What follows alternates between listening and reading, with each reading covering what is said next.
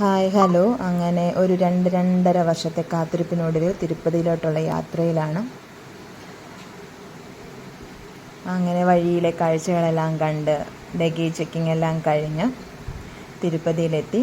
അവിടെ ഫ്രഷായി രാത്രിയിൽ അവിടെ എല്ലാം ചുറ്റി നടന്ന് കണ്ടു. പിറ്റേ ദിവസം രാത്രി 9 o'clock ദർശനം.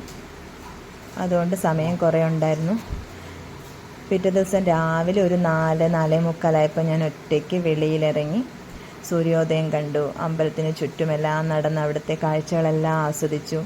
ഇതെനിക്കൊരു പറഞ്ഞറിയിക്കാൻ പറ്റാത്തൊരു നല്ലൊരു അനുഭവമായിരുന്നു.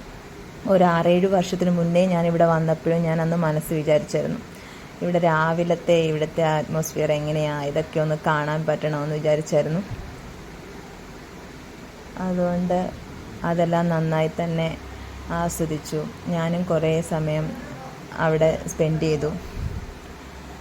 പിന്നെ അവിടെ ഒരു കുളക്കടവുണ്ടായിരുന്നു. അവിടെ നല്ല തെളിഞ്ഞ വെള്ളമായിരുന്നു. അവിടെയും പോയി കുറേ നേരം അവിടെയൊക്കെ നിന്നു. പിന്നെ ഇവിടുത്തെ കുറേ ആചാരാനുഷ്ഠാനങ്ങൾ, ഇവിടുത്തെ വെച്ചാൽ അമ്പലത്തിൻ്റെ കുറേ ആചാരാനുഷ്ഠാനങ്ങൾ അതും ഒക്കെ കാണാനിടയായി.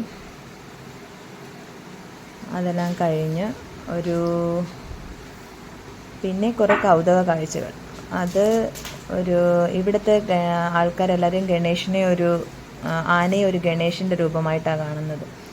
അപ്പം ആ ആനയിൽ നിന്ന് ബ്ലെസ്സിങ്സ് മേടിക്കുക, അതൊക്കെ ഇവിടുത്തുകാരുടെ ഒരു രീതിയാണ്. അതും കാണാനിടയായി.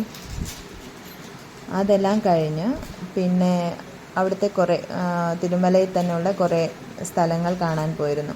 അതിലൊരു സ്ഥലമായിരുന്നു ശ്രീവാരിപ്പാതാലം.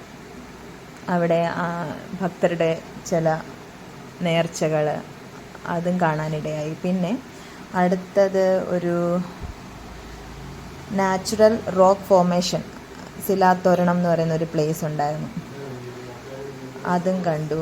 അത് കഴിഞ്ഞിട്ട് ആകാശഗംഗ, അവിടെ ഒരു ഹോളി വാട്ടർ വരുന്ന സ്ഥലമായിരുന്നു. ഭക്തർ അവിടുന്ന് വാട്ടർ കളക്ട് ചെയ്ത് അവരുടെ വീട്ടിൽ വെക്കും.